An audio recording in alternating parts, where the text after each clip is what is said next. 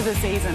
And with Sydney FC doing the business in Asia, we have their injured championship captain, Nat Tobin, with us right here on the Dub Zone panel. Hello and welcome to Dub Zone. I'm Niav Owens. It is lovely to have you with us for another Sunday evening and to be here once again alongside A-League's commentator, Teo Pellizzeri. Hello, Teo. I mean, we've had a fun Sunday with 4 games. What better way to end it than with Dub Zone? It has been a big Sunday. Canberra United legend Grace Gill, you've called a game and you've made it in for your Dub Zone debut this season. Hello. Great to be here. I've been waiting for the call-up. Finally made it on. Yeah. Thanks, guys. We're glad you could come across town. And we're sorry, Nat Tobin, that you're not in Asia, but as a secondary option, we're very happy that you're here with us. Yes, I am happy. Again, I'm not happy that I'm not over there, but yeah, happy to be here. Let's step it back a few weeks, because last time I saw you, we were at Allianz Stadium, and it was that incredible emotional rollercoaster that football dishes up sometimes. Opening game of the season, Sydney FC win, record crowd, and a season-ending injury. As we have a look back at that moment that you went down, did you know in that moment how serious it was? I didn't know how serious it was, but I did know that it wasn't good. Initially, I thought it was a dislocation, but yeah, I mean, then all the thoughts start rolling in your head, and yeah, next day I got the result. Yeah, and ACL are like the 3 letters that no one in women's sport ever wants to hear, and we hear them way too often. We checked with you before we showed that vision, because I don't like watching it back. I can imagine it's really hard for you. You've flipped that on its head though, haven't you? You've watched that back a number of times, and not just that vision. Yeah, I've watched it back multiple times. I think mainly just to see, did I plant differently to normal? What was it about that time? It's just so many different case scenarios rolling through my head. And then, yeah, I watched multiple others too. Well, an ACL binge. Yeah. But in terms of your recovery, you're one of these players at work as well. How has that been for your job? You've had some time off, presumably? Yeah, I've had a couple of weeks off to just, rest. It's been a really painful week post-op. Yeah, so just resting and then seeing the physio and rehabbing. And yeah, it's a long rehab process. So you'll see me in the gym and you'll see me in the physio rooms if you ever go to our training camp.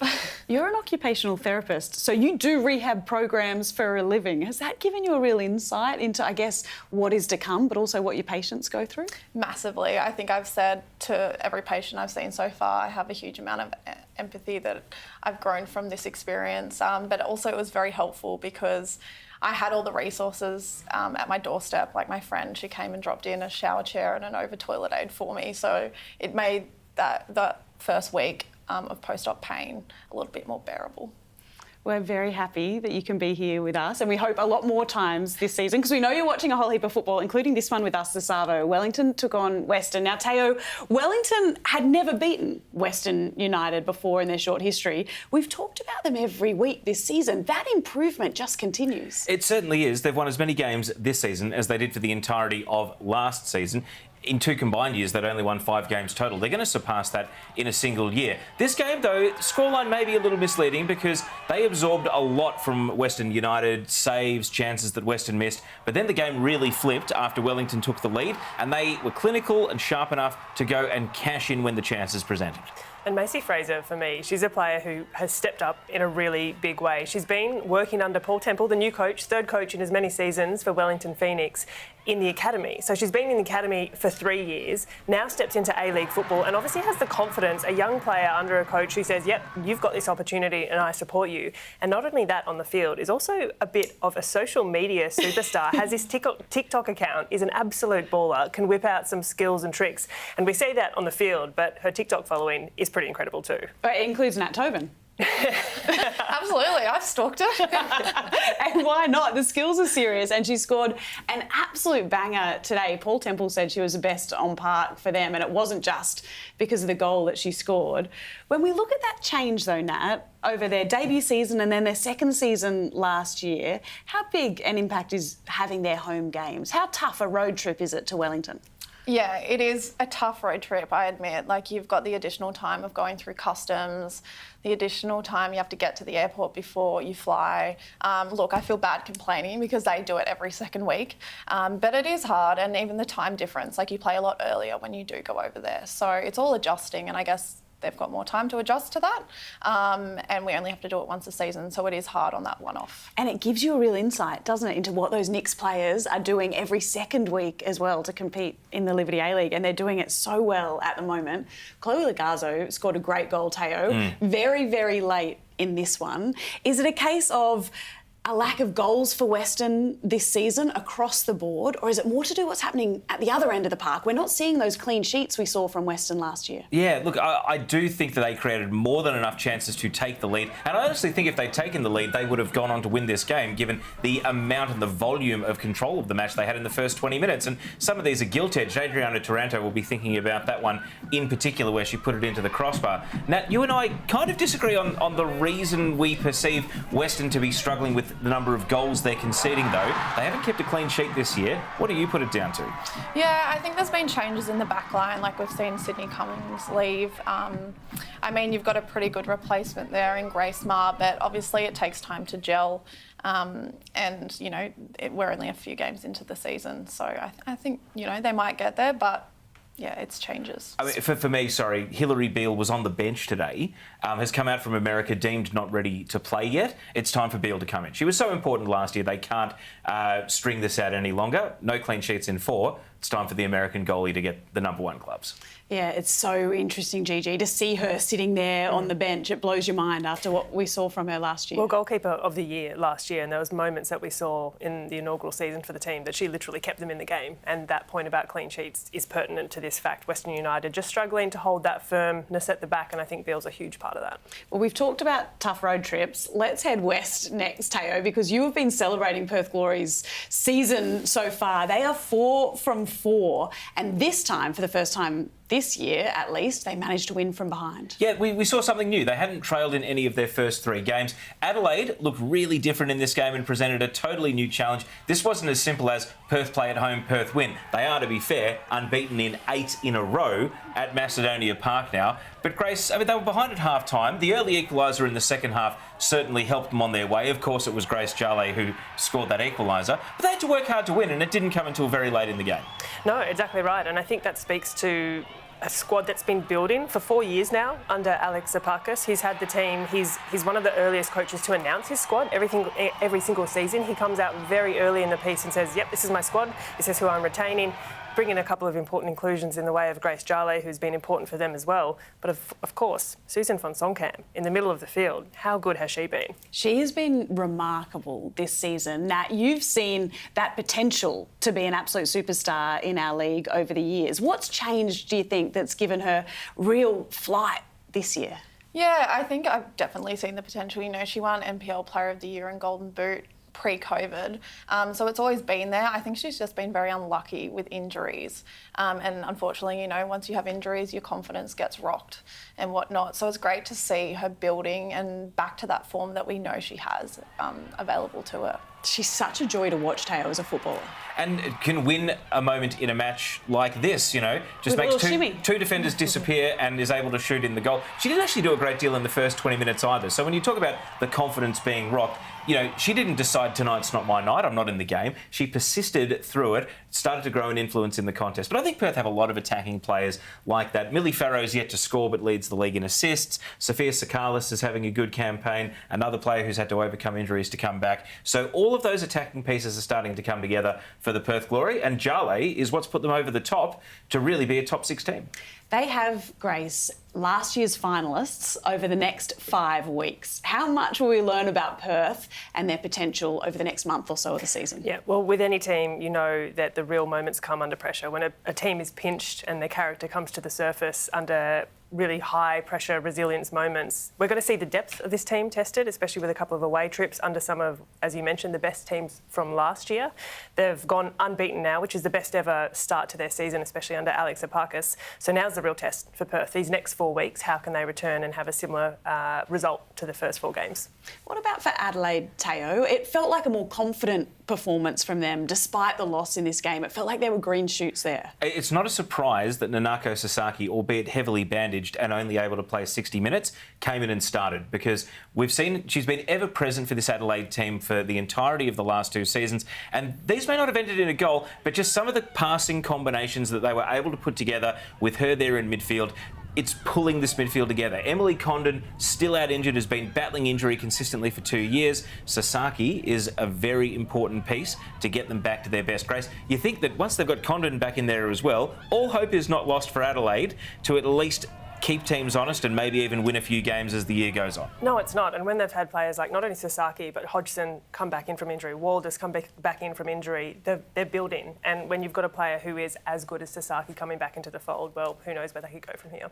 Last week, Nat, we spoke about what a young team Adelaide was, but those senior names coming back, Walders and Sasaki both left after 60 minutes. Can't help but think that if they'd played 90, they may not have lost the game. What's your perception on Adelaide's slow start to the year? Yeah, I think exactly what you said, Teo. I think they were just lacking a lot of experience in the previous couple of games, and I think especially in defence. I mean, look, I'm a defender, I'm biased, but I think Mariska Walders has really added the experience. She's played all over the world, and yeah, she's back now, and she can also score off corners as well. She's a very good aerial presence, so I think that also brings confidence and, you know, just a threat up top. When we talk about that experience, we've got to talk about Melbourne victory as well. They took on Newcastle today. The score blew out in the end, but they had one of their former Matildas back in the fold. We've seen her, Em Gilnick, make that return from injury. Unfortunately, she was subbed off, Nat, shortly after she came on. Looks to be, and obviously early doors, but a little bit of a niggle in that left calf. That's not unusual, is it, when you're coming back from an injury? How big a concern do you think it is? Yeah, it's tough because I think, yeah, your calves, if you haven't, you know, rehab's a tricky process and your calves are usually the main ones to go. But I think calves are tricky again because it can take a little while or it can take a long time. It's hard to know. Fingers crossed for Em Gilnick that it's only a short one and it's just a bit of a niggle. But Em's an experienced player, and you could see there in her reaction, her body language. She knew straight away whether it was a little pull, a little tweak, but she's just gone to ground. And if that is even a grade 1 tear, so the most minimal type of strain you can do to a calf, I don't think they're going to push it, and I don't think they're going to push any travel. Their next game away, I don't think they're going to travel her if she has indeed strained her calf. So that could be Gilnick back to the sideline for a couple of weeks. With that said, their next game's away in Perth, so unlikely. But to be fair, Ella O'Grady came off the bench and scored. Might have to call her Ella O'Upgrady, given that she was able to score her second goal of her second goal of the season. And this is a youngster who, Jeff Hopkins is no stranger to bringing youngsters to Victoria out of Queensland, where he was coaching, you know, when the W League first started, and he's done it again. Ella O'Grady had never played for the Brisbane Roar. The young Matildas were calling her up, and she was able to cash in on what was a very fun afternoon for the victory, albeit with a different superstar, the one that got the ball rolling. Well, it was a really good finish by the youngster as well. I'm sorry, Teo, but I can't actually get out of my head now, Ella O'Grady. That's done it for me. But she's a talented young player. She's 18 years old. And if that's an option coming off the bench, and we hope Gilnick's injury isn't too bad, but she's looking pretty good as well, then O'Grady is an option. Another player who's been playing some really good football for Victory this season. She's in a dark blue jersey now, Nat. She was in a light blue one last year. Rachel Lowe. She's getting those starts that she's been looking for, and she's showing us what she can do. Yeah, I'm really happy for Rach. I love Rach. She's a great person. Yeah, she just looks like she's got confidence at the moment. She's had a tough couple of years with illness, with injury, and obviously it's been hard because she hasn't been able to start the last 2 seasons for us at Sydney, which means, you know, it's hard to then break your way into the squad. But it's great that she's getting game time, and I'm really happy for her. And yeah, although kind of frightened to come up against her, I suppose. Newcastle, we've spoken so often about Cass Davis and that record run of consecutive games. I think we also need to recognise, unfortunately, it was broken today. Firstly, Nat, how remarkable is the 133-odd games in a row in short Liberty A-League seasons throughout her playing career? Because you are very familiar with Cass Davis as a footballer as well. Yeah, Cass and I, we grew up together actually. We played in the Catholic schools teams, yeah, back in the day. She's a great person. Yeah, I'm so impressed that she has not missed a game. I'm like, even through, you know, illness or whatever it is, yeah, so impressive. And then I think today we really noticed her missing like her leadership and you know, last week scored an absolute banger, so missed that threat, I suppose. I know it's only her second goal in the A-League, but yeah, they missed her, and hopefully she'll be back next week after that foot infection. Another player who wasn't there was Melina Reyes. Newcastle, 0.42 XG for the game, only I think the one shot on target for the entire game. Pretty demoralising afternoon. It's not just about bringing Ayres and Davis back, though, is it, Grace? Because they didn't get anything going, and you've got a squad for a reason. Yeah, that's right. But when you are missing a player, well, like Cass Davis, who is ever present in that side, and also a target in Melina Ayres, well, we know that Melina Ayres in previous seasons gone by have won games for her former team in victory, and now to not have her there for Jets, well, it was noticeable today that they were missing that front man. Let's move on to Melbourne City taking on the Western Sydney Wanderers. This one just before we came on air, Taya. We've been watching it here in the studio, and I feel like we need someone new to talk about, but Holly Mack just keeps ensuring that each and every week she's leading our conversation from a City perspective. A hat-trick and an assist today. She is lighting up the park this season. I mean, meet the new Holly Mack just like the old one if we need something new to talk about. The funny thing is, Wanderers had a great chance to take the lead in this game and didn't. Good save by Liz Prue to keep it 0-0. And then Holly Mack just went to work, Grace, won the penalty for the first goal, so that's an assist, and then scored her first A-League women's hat-trick as well. Well, not just scored a hat-trick, but it's the way in which she does it as well. Her quality behind her finishes. We talk about how dangerous she is with the ball at her feet, running at pace with against the opposition. But she moves the ball so quickly into space to get a shot away, and she just continues to be such a threat for Melbourne City. She's so much fun to watch, so much fun to call, and she's in great form. We saw something totally new with the hat-trick goal. She leapt up and won the header and scored, and then with a bit of an ankle twist on the way down. Is it almost a case where, sure, you've got the talent to do it, but every time you land, everyone just, their heart sinks and everyone gets nervous about what's the next injury? Because thankfully she was favouring her ankle, not her knee, after scoring that goal. 100%. There's those moments where you just hold your breath to make sure that players are okay, especially players who have returned from a really serious knee injury. Holly Mack is one of those. Fortunately, we say just an ankle. Fortunately, just an ankle, she was able to get back up and continue. But of course, there's heart-in-your-mouth moments. Western Sydney made this one entertaining, Nat, from a viewer's perspective. Is that a sign of positive things for the Wanderers? Or, defensively speaking, from your end of the park, is it a sign of issues within City's defensive structure? Yeah, I think, they got a new coach 10 days out from the season. So potentially it's just showing, they're gelling and they're building as a team. But in saying that, conceding a number of goals in a half from City is a little bit concerning, and maybe, call for tightening up there at the back, especially against the Wanderers, who haven't yet won a game this season. Real positive was Sophie Harding. Where do you reckon she plays her best football? I personally see Sophie as a winger. I've played with Sophie for a number of years, and I see her on the wing just beating people. Well, Robbie Hooker has Western Sydney setting up in a 4-4-2, those two today being Sophie Harding and Kush LaRue. And that says to me they're looking for a quick ball over the top, two pacey players, the ball in behind. Of course, Sophie Harding, she loves to look up and see just open space in front of her. The difference today was that she actually put a couple of chances away. And we've seen in previous weeks go by that she's had these opportunities, hasn't been able to be ruthless in the final third, but it was a different story today. You called today, Gigi, the Mariners' clash with Brisbane. It finished 1-1. That leaves the Mariners on 4 points in their first re-entry back into the Liberty A-League, which, after a month or so of football, is an impressive start to their return. It's a really good start for Emily Husband. And I think particularly impressive about Central Coast today is that following the international women's break, the Matildas obviously played then the bye with Sydney FC being overseas, they haven't played in 23 days. So that's a big break of football for a team to pick up the momentum after they had that win against Adelaide United a few weeks back. It was a bit of a slow start for them. In the first 45 minutes, fair to say, Brisbane Roar should have been ahead. And Central Coast, well and truly against the run of play, Rolla Badawia gets her first goal of the season. And it was just a minute later on the next play, really, that Ishinori ran through a good captain's finish to equalise. And they were the only goals of the match. 2 first-half goals, second half was 0-0. Silkowitz had a big hand to play in that. It was such a strong performance from her, Gigi, overall, not just defending that penalty, saving that penalty. She was great, and the penalty save was just one of many. But time and time again for Brisbane this afternoon, she stepped up. I can pretty confidently say that without some of her saves, Central Coast would have won this game. The penalty wasn't the strongest pen. This one later in the game, a really good technical save. She's the American. She's come over from Kansas City Current. She's on loan until the end of the season, and for Brisbane Roar, this is a fantastic pickup. She's a different physical profile to Hensley Handcuff last season, but the Roar must feel as though they have absolutely nailed their recruiting. They're disappointed not to have been able to bring Handcuff back this season, but hey, Jordan Silkowitz appears to be just as good, if not a better goalkeeper. Yeah, and if they're the saves she's making this early in the season, organising her defensive line and pulling some of those top draw saves, then yeah, they've done very well.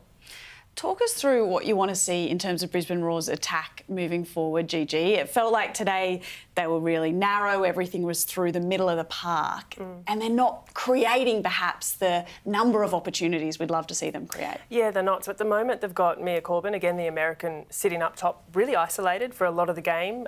Kaya Stevenson, she had a pretty bright game, but just not getting to the end of things. Tamika Yallop, she was forcing her way a little bit further up the field, but in terms of out-and-out strikers, goal finishers, we don't see that yet in Brisbane. On the bench, they had 3 defensive options and just 1 attacking option in Ash Brodigan. So in terms of squad depth, where they can find the goals, I think that's going to be a big challenge of theirs. Meek's out and out forward. What do you reckon, Teo? I mean, chunk her up front. Is it time to go back to the future? I mean, you, Nat, watched Brisbane really constrict Sydney FC. We mentioned at the time it was one of the most attack-shy performances to win a game in recent seasons. They needed 1 chance, they scored 1 goal, and then they were able to lock down very effectively. But what are your impressions on Brisbane and where more attacking play and goals can come from? Yeah, I think they're definitely that team that sits in a block, aren't they? And then if they do go ahead, they just sit. And then they frustrate teams and whatnot. But I think previous years they've had Larissa Crummer up top as an out-and-out 9, a hold-up 9.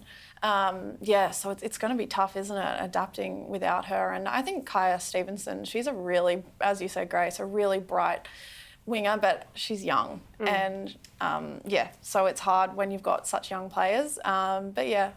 We'll see what happens. And Mia Corbin scored an absolute wonder goal last week in Wellington, and maybe if she can produce a few more of them, you might see a few more bright sparks up top. We've spoken about the Roar's keeper. What about the Mariners signing this week? Casey Dumont back in the Liberty A-League, signed with the Mariners. How soon do you reckon we see her starting? Big news. Big pressure on Courtney Newbon. And look, I imagine, I think there was a bit of speculation that perhaps we'd see Dumont back in today. Not on the team sheet at all, not featured in the matchday squad. I think we'll see her back in as soon as she's fit and ready to go.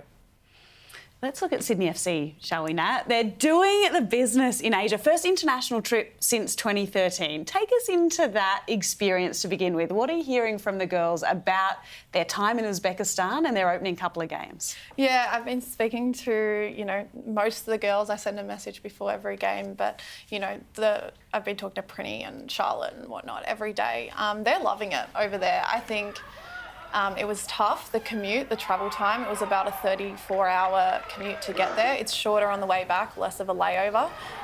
But they're loving it. They said the food's great. It's a different culture to experience. They're almost being treated like royalty over there. Food is an important point because when you travel, but quite genuinely, as much as the food is a good point, when you travel, you want food to be consistent to what you have at home. Different culture, different environment, but as long as you can keep some of those 1%ers the same, it does go a long way to helping. I was sure you were just going to go with no one wants to see a hungry footballer. That is also true. You that is brought it back also to the entirely that's what we fair. appreciate. And Fiona Wirtz has been in fine form across those opening couple. Yeah, the goals are flying in. Obviously scored against Wanderers in the first game and then missed the loss against Brisbane. But it's interesting, Nat, that a lot of the players that Sydney have recruited are sort of in their mid to late 20s. You were a very young team last year.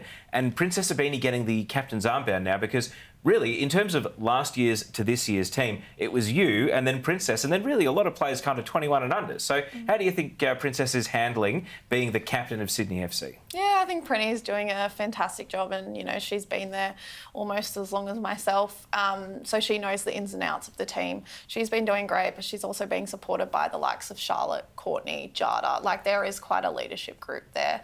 I'm still in and around the squad, handing out tips and giving my words of wisdom, just not in Uzbekistan. I think Prinny's doing a great job and, she's always stepped in when I haven't been able to play in previous years as well. You mentioned that 34 hours of travel on the way over there. That is huge and still a very long trip back, plus a congested schedule then to make up matches. You've experienced similar things in the past, not to this extent. How tough is that to deal with? Yeah, it's really tough. And, it's a quick turnaround to then fly to Adelaide. It's not even a home game this weekend when they get back. It's an away game. It's a stressful situation, but I think Ante handles it really well and he kind of knows how to help people keep their heads and just focus on the game at hand. It will be a tough January. It's going to be very condensed. But in saying that, we do have quite a good squad and we have good squad depth. So hopefully we'll just be able to share around the load a bit. Well, after Taya called you an old duck a minute ago, which is absolutely what I heard, we're going to look at the next gen There's only one roast tracker going on here. next up. Our under-21s Liberty League ones to watch. And we're going to keep you up to date with this each and every month of the Liberty A-League season. We're looking at the best under-21s in the league by the end of the season. They need to be 21 or under when the season started. And we're going to rank the players on a 5, 4, 3, 2, 1 basis, and those points will accumulate across the course of the season. It's the Dub Zone pundits who have the voting rights. And Nat, looking at this to begin with, this is a very attack-heavy list. I'm so sorry that defenders always fly under the radar. Who for you stands out of that list? Yes, I wasn't going to mention about the whole millions of defenders. I think Carly Johnson really stands out to me. You know, I played with her at Sydney, and she showed definitely potential when she was there, and then she made the jump to Western United and has just shown how much of a threat she is. And, you know, she put an absolute pearler of a goal away last week against City, and I think she's just such a threat. And you can see that defenders don't know which way she's going to go. Well, I think Carly's a great shout, Nat. Can't disagree with that at all, but I've been really impressed by Georgia Cassidy for Perth. I know she only got 1 point on our list, but she's 18 years old, she's come in, she's trained with Perth last year as a train-on in the squad, so she's familiar with the environment, familiar with Alex Apakis, but as a young kid coming into that midfield, she's had 4 starts now for the season, and she's someone who I've just watched and gone, wow, you just look really in place. You look really, really comfortable. So I'm so excited to see what she'll do for the rest of the season. And I think a lot of people, when they watch Vesna Milivojevic from Canberra, may not realise, because she plays with such a seniority, such an attitude, that she is still a young player with at least a decade, we hope, of her career ahead of her. Yes, she's capped for Serbia, and so we're not going to see her ever play for the Matildas. But this is someone who could potentially win the Golden Boot or the Dolan Medal this year, and we know Canberra takes good care of their marquee players right at the top. We've seen how they've been able to grow Michelle Heyman's career. Maybe they can do something similar with Vesna, not necessarily as a like-for-like successor in terms of playing style, but certainly in terms of profile. They are our Liberty ones to watch, and Nat's just missed her mic drop moment, because we are going to say goodbye, not just because of the lack of defenders on that list. We would love to have you back throughout the Liberty A-League season. How are you feeling about having a summer to yourself? Weekends back for a couple of months. Yeah, it's definitely going to be odd, I think, but I'm definitely planning to embrace it. I'll be at all the home games, and I'll be at the away games that I can travel to, you know, Canberra, Jets. But yeah, I'll still be around it, but you'll catch me at the beach a little bit more. Yeah, and leading the Cove, which we look forward to seeing at each and every one of our games. Nat Tobin, thank you so much for joining us. As we say goodbye to Nat for now, we're going to have all the news from women's football around the world. But before we do that with Narlene Masto, let's check in with the new CBA agreement that was announced this week, a new pay deal for the Matildas and the Socceroos, explained off the top by Sarah Walsh, Head of Women's Football and Legacy at Football Australia. The 2019 deal wasn't just about pay, it was also about conditions, and I think with respect to the Matildas, we got to see, you know, what 4 years of high performance standards can do and can really lift a team. And, you know, the Socceroos, in my view, came to the table and allowed that to take place. But what's great about, you know, following on from 2 fantastic World Cups is that the game's better for it, having 2 strong national teams now. And so this CBA deal, in my view, allows us to take that forward. You know, it's kind of endless potential for both national teams, in my view. There's support from, you know, the home of the Matildas, Sam Kerr Football Centre. You can see that there's a real drive from state to really push women's football, especially. And so, you know, having a more funding in the pathway for those young kids coming through, especially after, you know, the Men's World Cup and the Women's World Cup, I think is really exciting. And in terms of keeping people in the game when they come to that stage of retirement, I think is really important to create the longevity of, you know, what we're trying to achieve in Australia. Lydia Williams wrapping things up there, one of our PFA members. Gigi, gender equity, as Lids mentioned there, really important in this new deal, as is that revenue share model, looking to really incentivise the players. Huge. And I think as well it's a really progressive step in terms of the Matildas, in line with the Socceroos, what they're doing. There is now the incentive, more than ever before, to work for your spot in the national team. Nothing is centralised anymore with those tiered contracts. It's all about you have to work your butt off to get there. and that's exactly what this group will do in the coming years. 4-year deal announced this week, and it's a big hello on the desk for the first time this Dub Zone season to Nalene Masto. Hello. Hello, Niamh. Lovely to be here in person. So finally. good to see you. Let's start, as we look at what's making news around the world in women's football, with the US, because we had a big final this morning, a couple of legends of the game playing in their final match, and that real reality check, I guess, that fairy tales just ain't always a thing, right? Yes, unfortunately for Megan Rapinoe, her match was cut short in her farewell game, but for Gotham FC, they secured a 2-1 win over OL Reign, and it was their first ever NWSL championship. But even though Rapinoe wasn't on for long, the fact that she got to share that moment, as we see there, with her best mate from the US women's national team, Ali Krieger, it's also her first championship, 311 caps between them for the US women's national team, and it must just be such an incredible moment, wouldn't it be, Grace? It would be huge, and it was only going to be a fairy tale for one of those two greats of the game finishing up, but for Gotham, they had 2 shots on target, 2 goals. One of the goal scorers, Esther Gonzalez, of course, World Cup champion as well. So what a year she has had. Let's head to Europe then, shall we, as we're talking Spanish football, and talk about Hammarby, though, to begin with, because, Nalene, Hammarby fans have had a long old wait before opportunities for silverware, and it could be almost over. 38 years was how long Hammarby fans had to wait until they saw their team lift their first ever league title. Of course, this is Kyra Kroenig-Kross's former side over in Sweden, and the fans storming onto the pitch, all the players celebrating. I mean, inject this straight into my veins. It's incredible to see. As we look, 1985, that was the last time they won the league title, and compare that to 2023. If that image doesn't sum up how women's football has become a spectacle in the modern era, I'm not sure what will, to be quite honest. And how good fans are. They have not lost the faith over those 38-odd years. What about Hayley Raso and her flying form? Because we get to see her in action again this week from a Champions League perspective.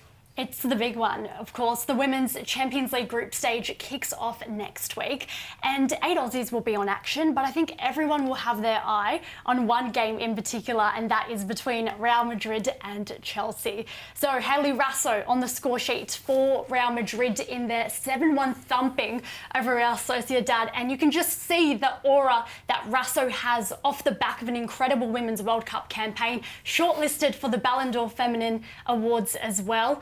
But she's going up, of course, against her teammate, Sam Kerr. And the Blues are the only side in the WSL to be unbeaten so far. And I feel like might be a bit of extra expectation on them, knowing that Emma Hayes is, of course, leaving. Well, of course. It's that trophy she wants to get her hands on before she finishes up with Chelsea, and I'm sure many fans across Australia are going to be tuning into that one to see Sam Kerr up against Hayley Raso. Well, you don't want to miss it. It's how my daughter chooses her favourite teams overseas. She just counts the number of Matildas in the team, and that's who she supports. And I feel like she'll be tested over the next couple of weeks with her allegiance. Nalene, thank you so much. Thank you. Let's get, before we wrap, Teo's top tip. You've been on a terrible run, Teo, so let's try and improve it next week. What's going to happen? Western Sydney Wanderers will win a game for the first time in the Liberty A-League season for 2023-24. They play Canberra at 4 p.m. on Saturday. They drew against Newcastle. They scored 3 times today against a genuine contender in Melbourne City. Canberra have the most goals for and the most goals against through 3 games. So write your own scoreline, but at the end of it, make sure that Wanderers win, because that is my big tip for the week. For both the Wanderers fans' sake and for yours, Teo. I really hope you're right next week. Teo Pellizzeri, thank you so much. Can't wait for next week. Grace Gill, always a pleasure. Such a pleasure, Niamh. Nalene Masto, so lovely to have you here with us. Thank you so much, Niamh. Thank you for joining us at home. It's been brilliant to have you with us for another week of Dub Zone. If you missed any of today's episode, or indeed any Sunday evenings with us, you can catch it on the Keep Up Audio Network or wherever you get your podcasts. Have a lovely week, and we'll see you again next weekend.